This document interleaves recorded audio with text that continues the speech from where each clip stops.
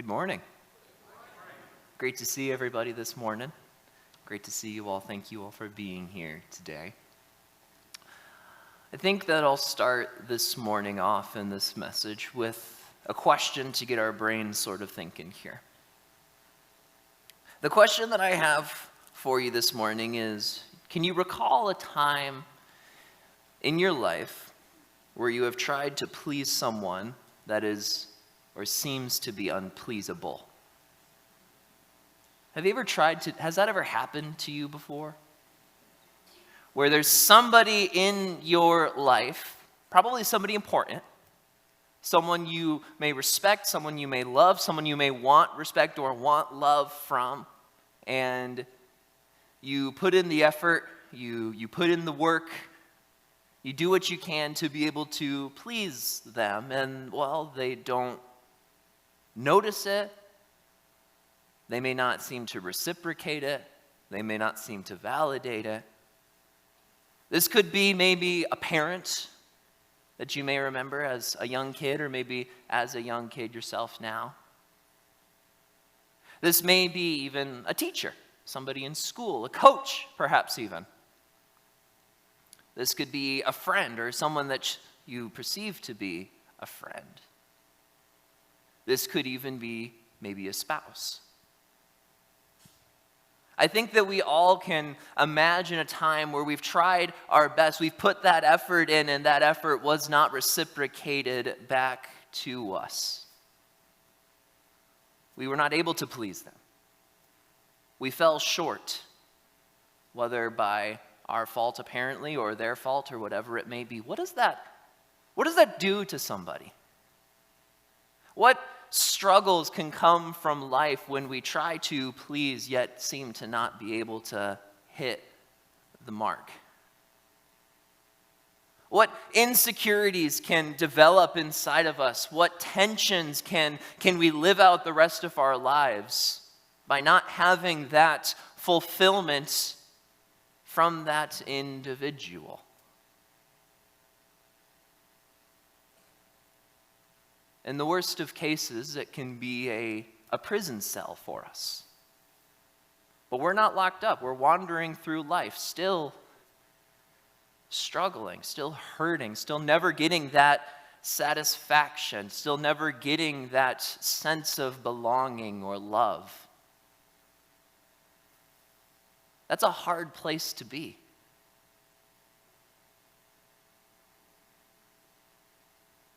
The next question that I have is that since we all in many ways may have seen that at one point or another in our lives, how does that extend past the people we see, the situations that we're in? How does that extend to somebody who is trying to seek after God? Do you think that those two situations can be connected to each other? That if we get the sense that we can't please somebody, we also get the sense we can't please God?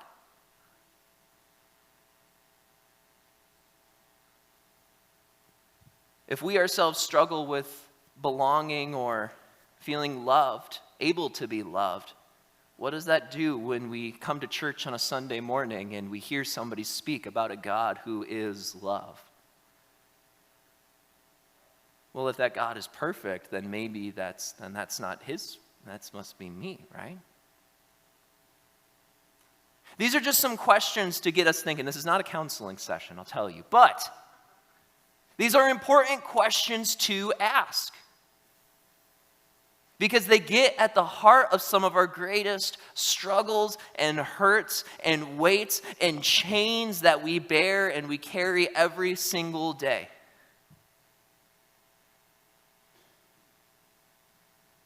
And the passage that we're going to this morning, the individual that we're looking at this morning, seems to have pleased God, been accepted by God. If maybe no one else had accepted or had been pleased, this one person had been pleased or accepted by God. And the question for us today is how? How does the human, how do you and I please God. Now, some of you might try to jump ahead of me here with your Sunday school answer, and I respect that. But I ask you to sit with me in this passage and in this story, in this character's life. I ask you to pause on the Sunday school answer you may know to be able to come back to the tension that exists in the passage. I think it's important for us to recognize that and to sit in that. Not saying the Sunday school answer isn't true. We'll get to that point. Don't you worry. But this morning, we're going to look at an individual that is mentioned in Hebrews chapter 11, in particular, Hebrews 11, verse 4. But before we turn there, some of you are already getting your Bibles. Pause. I saw it, quick draw, with the smartphones. We're not going to go there just yet. But before then, we're going to go back up to the book of Genesis. Genesis chapter 4 specifically. As the individual that we are looking at today, his name is Abel. And Abel is a fascinating character. I'm realizing a pattern of the individuals that I find that I get to preach on. You know, some people are preaching on, the Abrahams and the Sarahs and these people that have tons and tons of information and tons of stuff to be able to go through. And this week we've got Abel, which is mentioned many different times, but we don't know a lot about him. And the last time I preached, it was Enoch. So I just don't get people that have a lot to say about them. And that makes it, that's an interesting challenge versus the other side where there's so much information. It's what do you highlight and emphasize? But today we get to look at Abel, mentioned for the first time in Genesis chapter 4, mentioned a few times here and there in some mysterious and odd ways, but then eventually finds himself in Hebrews chapter 11, particularly in verse 4, in what we cleverly call the Hall of Faith, or as we look at the faith of our forefathers and mothers. Need to mention that, of course, but faith of our forefathers. So, as we look at the story of Abel, we go to Genesis chapter 4, and we recognize that in Genesis chapter 4, Genesis chapter 4 comes right after Genesis chapter 3. Now, numerically, that makes a lot of sense, but I think we need to understand the place that we're at in the biblical story. I don't know what page number your Bible says that Genesis chapter 4 is on, but for me, it's page 3. We're very early on in the story of creation, and we're still very close to the events of Genesis chapter 3, which is the events of the fall of humanity into sin. Many of us know the story of Adam and Eve in the Garden of Eden. They had perfect relationship and communion and connection with God. We believe that they must have walked with God and talked with God and interacted with God. And there was a beautiful connection there between God and man. God was pleased with man. And there was but one rule that was required for man to be able to operate in that communion and connection and intimacy with God, and that was simply, don't eat a piece of fruit from a specific tree. You give somebody one specific rule to break and nothing else, what are they gonna do? They're gonna go and find the one rule to break. Eve being tempted and deceived by the serpent, taking the fruit and eating, giving it also to her husband Adam in eating, they found themselves naked and exposed for what they were. Imperfect, rebellious, sinful people. God found them as he was walking in the garden, clothed them with the skin of animals, and sent them out east of Eden, showing that just as he was sending them from the garden, so also were they losing this favor with God, for they had sinned. And imagine that experience of the two people that knew what that intimacy was like before any of the bad stuff happened. Imagine having that perfect love and connection and closeness with God and being severed from it We don't know what that experience is like to have something so good and yet lose it. Well, maybe we do, but not to the same degree. Do you know what that's like? Have something so good and true and beautiful and then lose it? It's a horrible experience. Now imagine that with God. And so Adam and Eve out of the garden, eventually they decide to settle down and have a couple of kids. And the first kid that they have is named Cain. And talks about it a little bit in Genesis chapter 4. And then after Cain came Abel.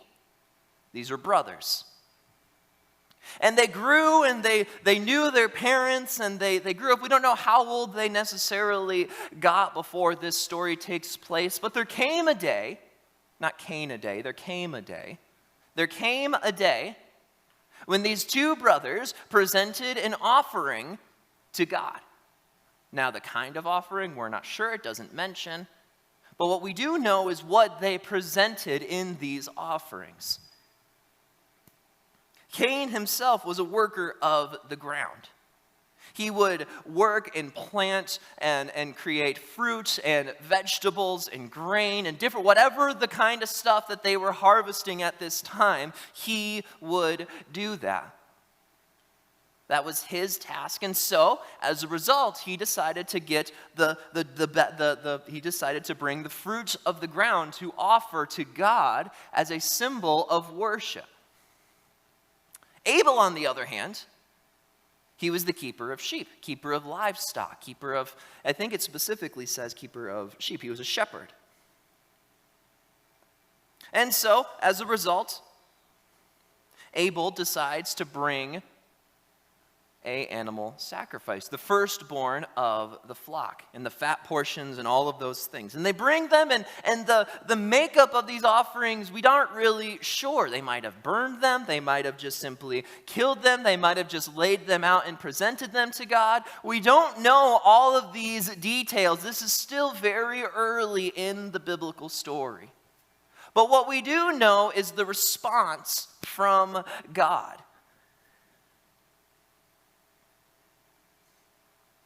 And it says it in verse 4 of Genesis chapter 4. It says, Abel also brought of the firstborn of his flock and of their fat portions. And it says, and the Lord had regard for Abel and his offering.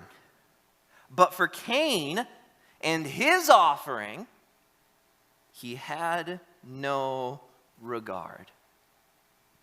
And so Cain was very angry, and his face fell. Now, for many that know the end of this story, you would know this takes a very deadly turn very quickly. God warns Cain of the struggle that he has, of the anger that he has, with a very famous verse that sin is creeping at the door, but you must rule over it. Cain does not do such a thing, but instead of him ruling over this sin and this temptation, that anger ruled over him, and it expressed itself by him killing his own brother. The very first children to be born into this imperfect world attacked, and one killed the other. What kind of monstrous thing is this sinful condition? Now, I think that for those of us that know this story and have heard it well, our sympathies go to Abel almost instantly. And there's much reason for that to be true, right? First off, he's the one we're talking about this Sunday, so that's probably a good thing. But he was an innocent. He didn't deserve to be killed by Cain. He was under sin and all that sort of stuff, but Cain did something that was inherently evil and wrong. Cain took his anger out on his offering that he presented to God, not being regarded, not being accepted by God, not being pleasing to God. And he took that anger and expressed it in this vengeful spirit of killing his brother. And so our hearts pour out for Abel, and the scriptures have several points that talk about the blood of Abel in the ground and it crying out due to the injustice done to him. I think also at the same time, we have to look at the perspective of Cain in this story, because it comes back to that original point that I introduced this message with. This idea of seeking to please somebody and trying our best and doing what we can and laboring hard and pushing through, and it just not working. We don't know anything about Cain's spirit. We don't know anything about his intentions. We don't know anything about his devotion. All we know is that he believed in God and he sought to worship God. The wholeheartedness of that is impossible to determine. Now, me presenting my cards, I'm an optimist, and I can relate to this idea of wanting to give something to somebody and them rejecting it from me. That's something that I've experienced in my life, and I know that pain. I've never gotten so angry that I've killed somebody over it, but there's a part of that element that we can understand and feel and connect with and go, yeah, I'm not saying it's right, but I get it. And it comes back to that fundamental question: how do humans please God? Because the end of this story is just that, is that Cain kills Abel, God sends Cain off to wander for the rest of his days. Cain is afraid of being killed for what he has done, and so God presents him with this mark that identifies him. What that mark looked like, I don't know. But that was where Cain spent the rest of his days. And then eventually Adam and Eve decided to settle down again, have a couple of more kids, and then Seth was born, which leads us to Noah's time. But why, the question comes back to us, why did God have regard for Abel but did not have regard for Cain? This is a mystery. The text doesn't tell us. It just says that he had regard for one, he did not have regard for the other. And so we and the people who originally received the book of Genesis, as we understand, written by Moses, the people that have read this, as long as this book has been printed, have been asking the question, why? Why? Why? Why was Abel accepted, but why was Cain not accepted? And people have had several different answers and ideas and hypotheses. Would you like to hear some of them this morning and see if any of them check out for you? If you don't want to hear them, that's okay. I will still share them with you. Be careful how many questions you ask. One of the main thoughts that many people had, and these are many different Jewish commentaries. There's a lot of discussion as to why this happened all the way up until the New Testament, because spoiler alert, the New Testament answers this question. But before then, people had no idea. Some suggested that Abel was completely perfect, that he had the ability to be this promised child that would descend from Eve, that would eventually crush the head of the serpent, but then Cain came in and foiled that plan, so you just got to hop on to the next plan. As if to suggest that somehow God's rescue plan can be thwarted. And as also to suggest that apparently Abel was completely perfect. Now, we don't know anything about him. We don't know anything of his character or whatever, but if we know the entirety of our scriptures, we know that Genesis chapter 3 just happened. And so we would know that Abel, though had regard, was accepted by God, he was not a perfect man. He was not perfect in all that he did. He was still under the curse of sin. He was still unpleasing to God inherently because of his sin. And so that hypothesis, though seems like a cool one and creates this sort of superhero Abel, in the book of Genesis, I would say, is not stand up to the test of what the scriptures tell us.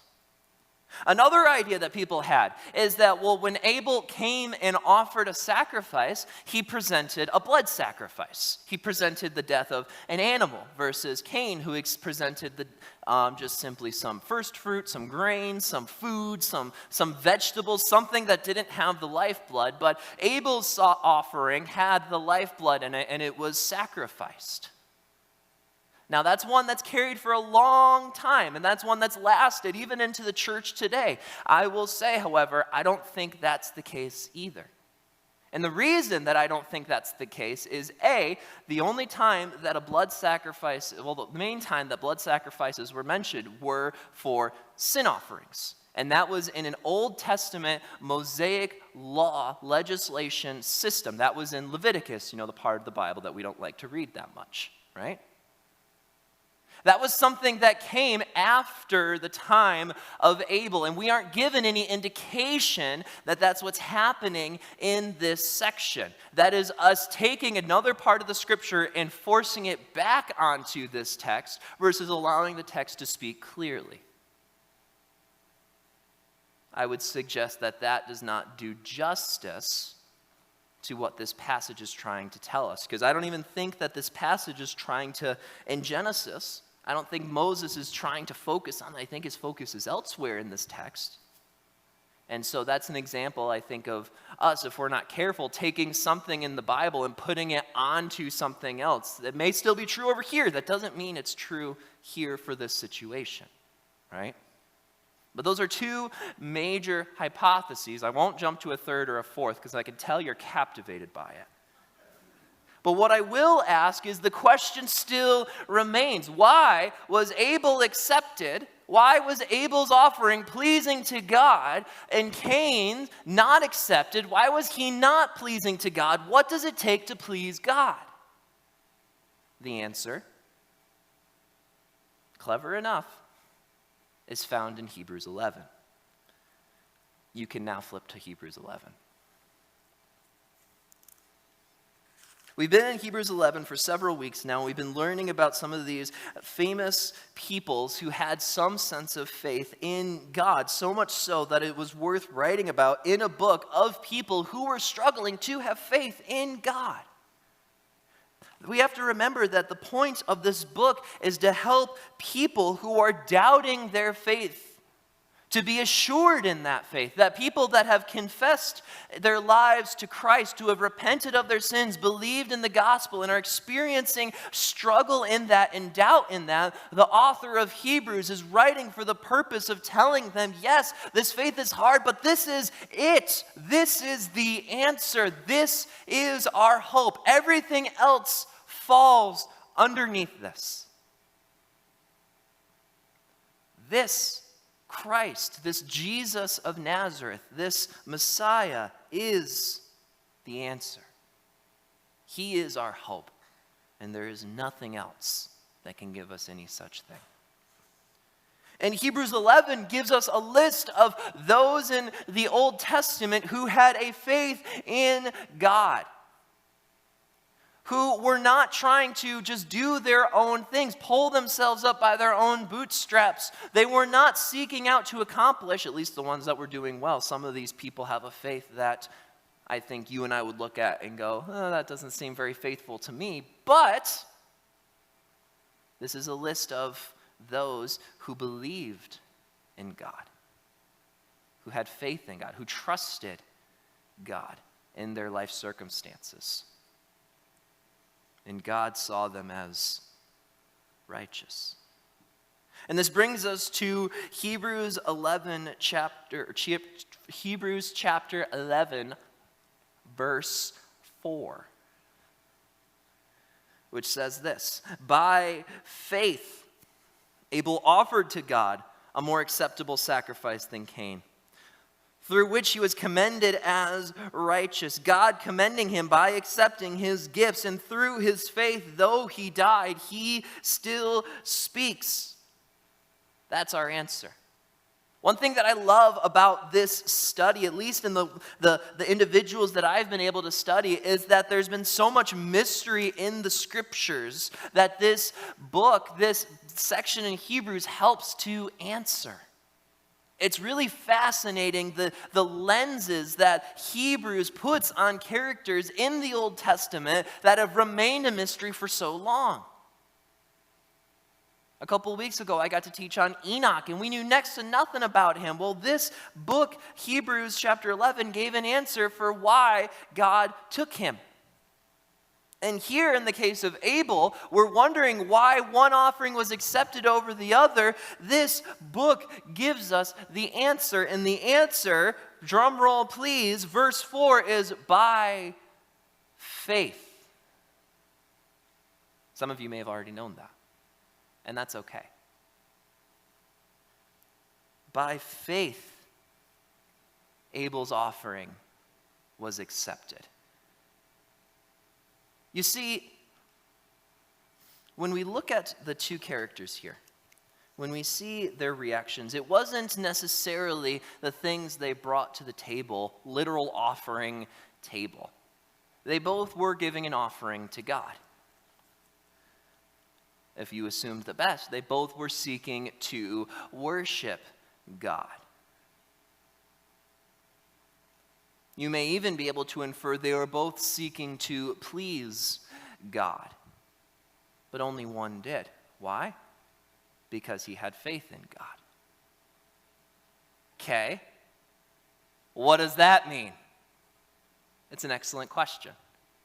By faith, what this means is it seems as if this author is trying to tell us that the offering in and of itself wasn't going to be pleasing to God in the first place.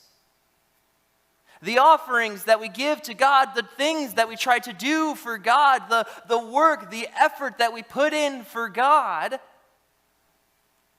by themselves, in and of themselves, do not bring pleasure to God.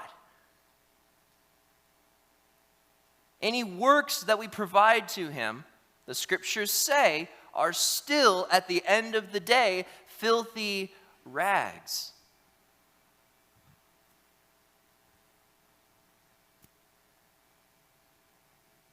There's nothing we can do.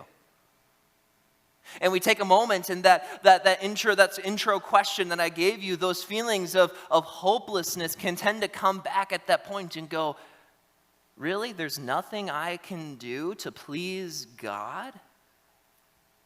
Because I think a lot of us do stuff to try to please God.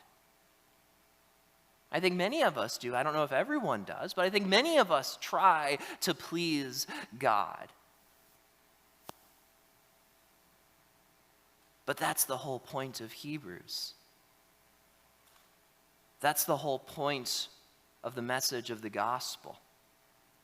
Is that God already knows that answer. He already knows that you and I can bring nothing to the table. We need help.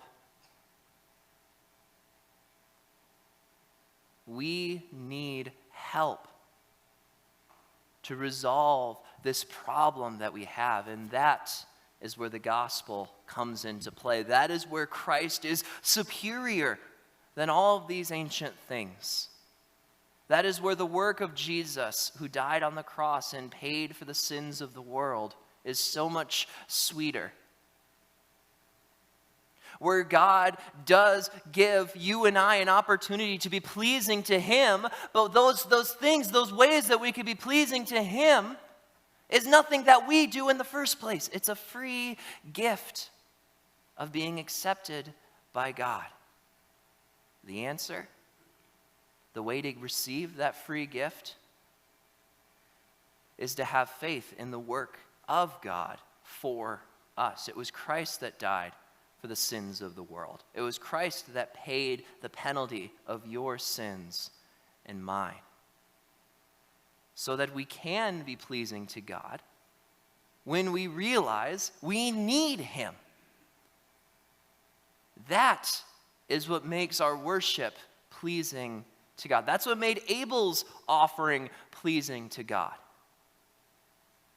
is he came to a recognition of saying, God, there's nothing I can give to you. So Lord, I give this in faith of saying, I need your help, God. I need your salvation, God. There is nothing I can give to you of myself. Everything I bring falls short of your perfect standard. God, help me, because I can't do it on my own.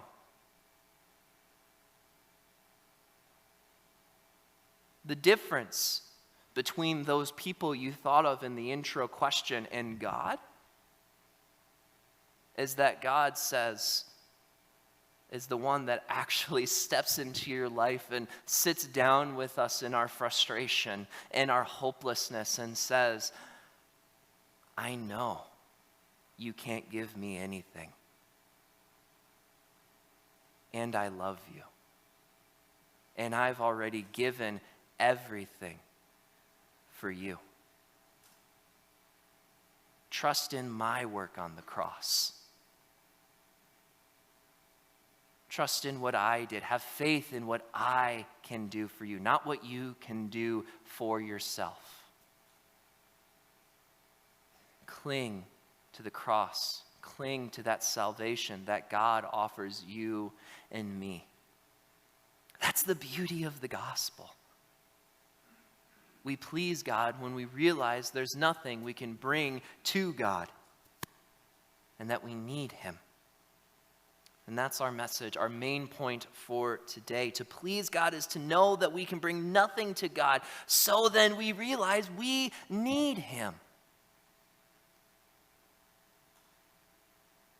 We have faith that he accomplished that work for us, so that we could please him because of what he did.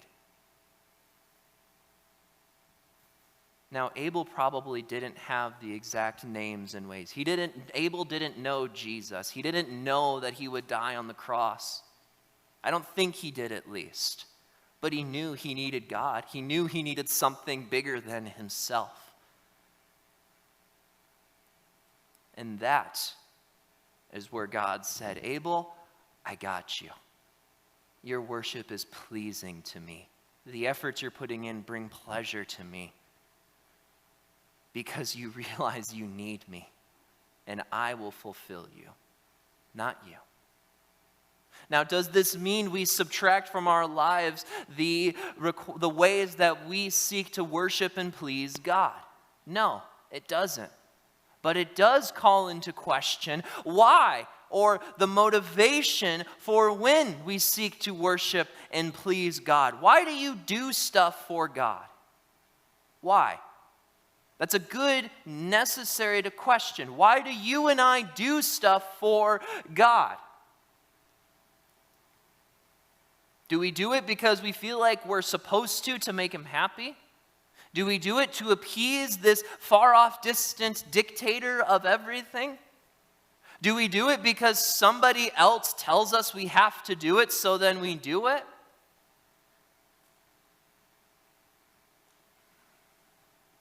Why? God doesn't tell us, the point of this passage is not to say, okay, I'm sitting back and I don't have to do anything. I can pull up a chair and relax. Well, no. But it's the motivation we bring with our worship when we sing the song, Lord, I need you. We believe those words as we sing them. We say, Lord, I need you. God, I'm bringing you my heart and my desire and my desire to pleasure and to bring glory to you. But God, at the end of the day, I can't do that without you. I need you. The beauty of the gospel. When we serve in events like Trunk or Treat or the fire thing that we did this last Wednesday, or we do these different things as the church, what motivation do we do them by? It's a necessary question for the individual and for the church. Why do we do the ministries that we do? Do we do them to fulfill an agenda? To check it off the list and say, good, we did it? Do we do them just to have fun? Okay, cool, we had fun.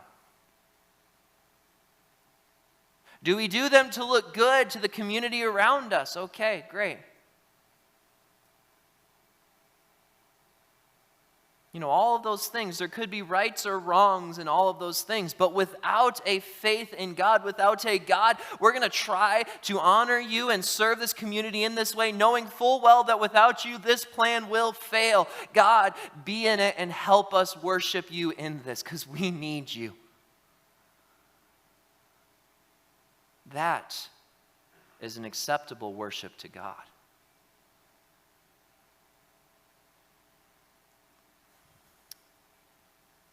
The third question that I have for you is that there's a lot of different people in the world that will claim to have a faith in God. And people will claim in the name or in the faith of God, God tells me to do this, and we look and go, that doesn't seem right. How did God tell you to do that? Fill in the blank, whatever that may be. How do I know that when I have a faith and I have a desire to worship God, that what I want to do is actually pleasing to Him? Because not everything, we can't just do anything and expect to bring pleasure to God. God has specific ways that He tells us we can worship Him. And those ways are found in the Scriptures. God gives us a clear instructions of how to worship Him, to please Him, where we come together as a church, where we study His Word together, where we as a church pray to God, asking and desperately needing Him for us. When we sing, we cry out in need and in glory of Him. When we go about our daily lives, we serve and care for the needs and interests of others. These are all examples of ways that God tells us we worship Him. How do I know if I have a faith like Abel's? We look to see the fruit it produces. The youth group right now is going through the fruit of the Spirit. And we're learning about how the good works that we can do as Christians is not something that brings salvation to us, but is a mark of the work that God is already doing as the Holy Spirit has moved in to each of us, indwelt us. And when God's doing a work in us, that work is going to be seen by the fruit that it bears. The same is true with sin. If sin is doing a work within us, it will be seen by the fruit that it bears. What is the fruit coming out of your life?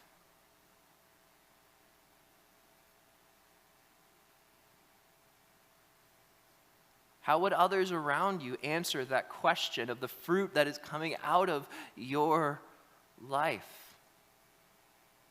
Is it this fruit of the Spirit, love, joy, peace, patience, kindness, goodness, faithfulness, gentleness, and self-control?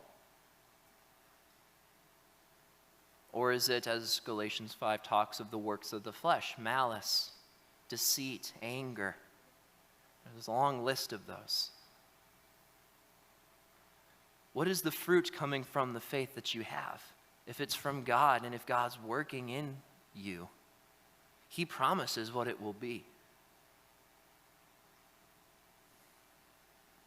Look to the Scriptures and let His truth define our faith, not the other way around. And so in closing, people many times can be so hard to please. And we can be dominated by the desire of our heart to please specific individuals. And as I said, that can be a cage that we walk around in throughout life that can constantly weigh us down as we struggle through it. And I don't dismiss that at all. And I also offer you this God that can be pleased, that wants to be pleased by you and me. The way that we are, though, is through needing him, through believing in him and what he has done for us, coming to him open-handed. We can find satisfaction in him. And if no one else may look at you in this way, he, through the gospel, can look at you as his beloved child, whom he loves and cares for and guides and watches over and does work in you. Have faith in that God. This world will not satisfy. The attempts we have to please others will not satisfy. But God will last for eternity. Have faith in him.